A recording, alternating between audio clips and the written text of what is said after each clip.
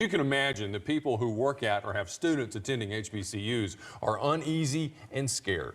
That's right. Alabama's civil rights leaders are speaking out against what they've characterized as a racist attack against schools and their students. News 19's Archie Snowden spoke to leaders today on those threats and joins us now with more in studio. Archie. Thank you, Madison. Since the first day of Black History Month, these threats are still happening. Civil rights and community leaders held a virtual round discussion today to ease fears for some that say that these threats are frightening and they look like it is a reference to the past history in the United States.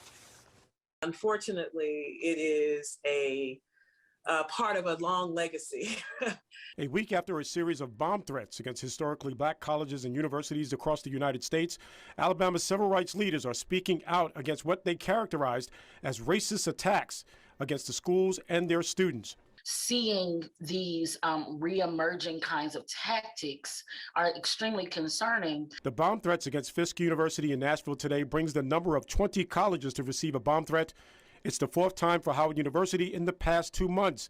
Civil rights leaders say that these acts reminds us that the bomb threats against black learning institutions and houses of worship are deeply rooted in American history and should not be taken lightly. When we think that they're one-off, moments, or that they're not rooted in some sort of systemic practice and theory, that is when I feel the most uncovered. It's when I feel the most concern for alarm. After the threats today, leaders believe that because of past history, now is the time to ramp up laws for these criminal acts of discrimination. Historically, this is the correct moment to right that wrong, because it's not a quota. It's something that should have happened. Alabama civil rights leaders believe that these threats to American institutions should be a moment to revisit how black history is taught in school.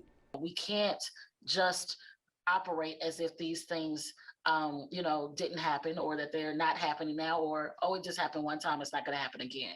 Because history has shown us that there's a pattern to terrorism, there's a pattern to hate crimes.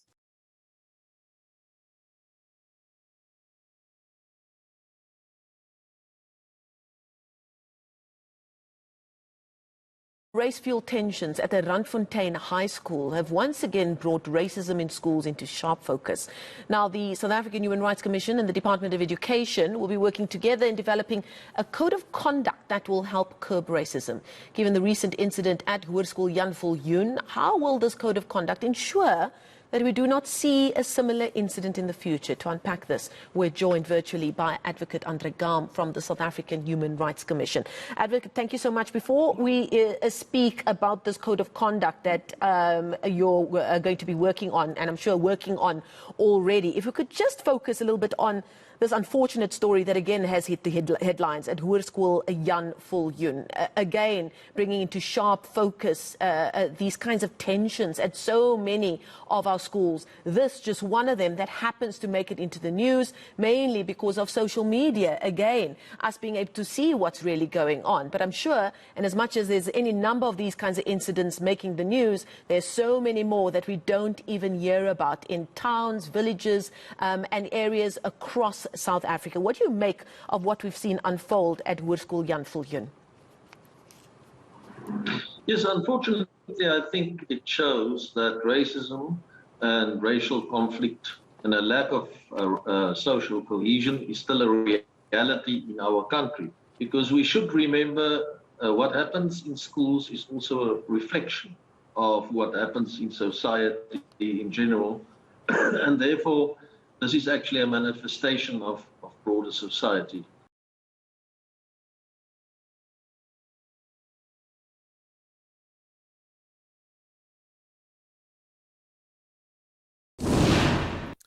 So I want you to sit down and watch this as well. Two teenagers getting into a fistfight last weekend at a New Jersey mall, but when police arrived to break it up, the black teenager was held to the ground and handcuffed, while the white teenager wasn't, and it is sparking outrage and actions of racial bias.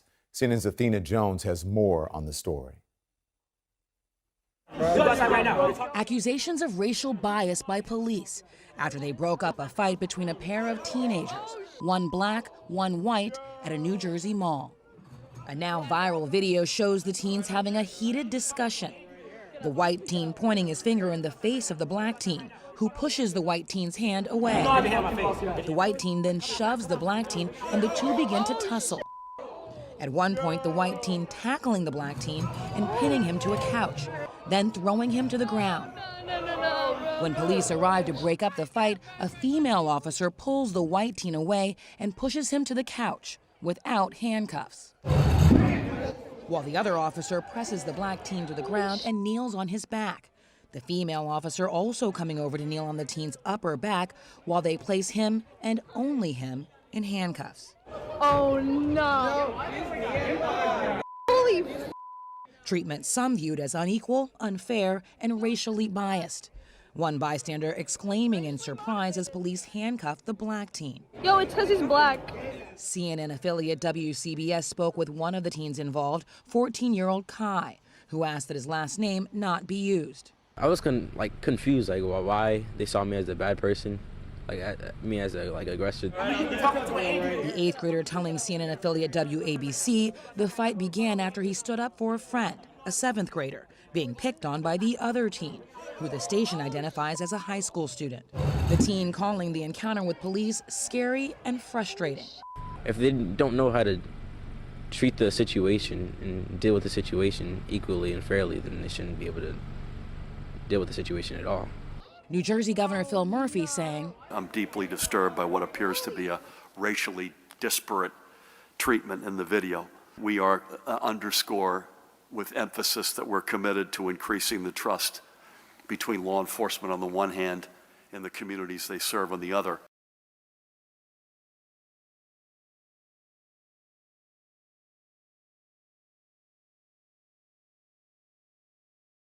This week brought a whole new scandal for the NFL when former Miami Dolphins coach Brian Flores filed a lawsuit accusing the league of racial discrimination against black coaches.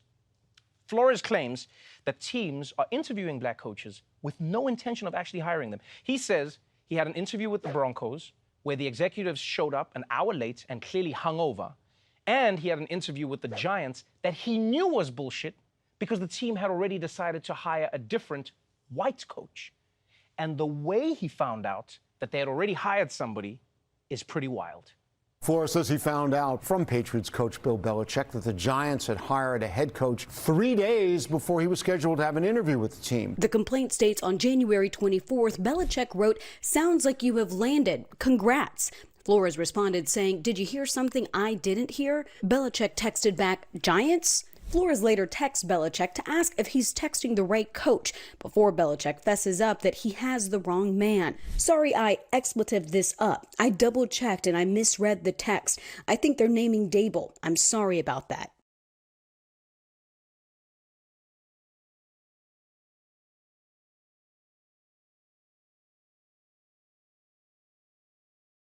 How difficult do you believe is it going to be for vulnerable countries going forward to get the kind of assistance they need when it comes to funding post-pandemic?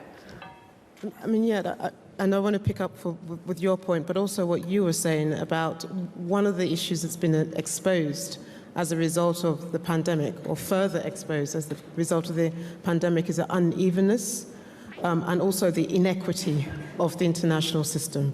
You know, and the other thing that I think has been exposed is the lack of cooperation and unity in terms of being able to identify where those needs were very quickly as well. So today we have a situation where only 4%, for example, of the vaccines have reached those countries that have a high level of a humanitarian crisis as well. So we talk about, you know, evenness, we talk about equity, and yet when you look close to the ground, you still see that the system itself is unable to make sure that it can guarantee access to those populations that are at the front line of the greatest needs as well. So I think one of the things that we talk about building back better, are we going to build back better the humanitarian system? Are we going to build back better to ensure that we deal with those societies that are most at the front line of the crisis? Are we going to build back better in terms of multilateral cooperation? Because we also saw at the time of an international global crisis, the Security Council, for example, was at the most dysfunctional because of those major power tensions. And we've seen how major power tensions has been overshadowed a lot of these crises as well. So when we talk about build back better, it's become a catch-all phrase. When will it end? Is it ending now? One of the major questions being asked. Indeed, high vaccine coverage in some countries, combined with the lower severity of Omicron, is driving a dangerous narrative that the pandemic is over.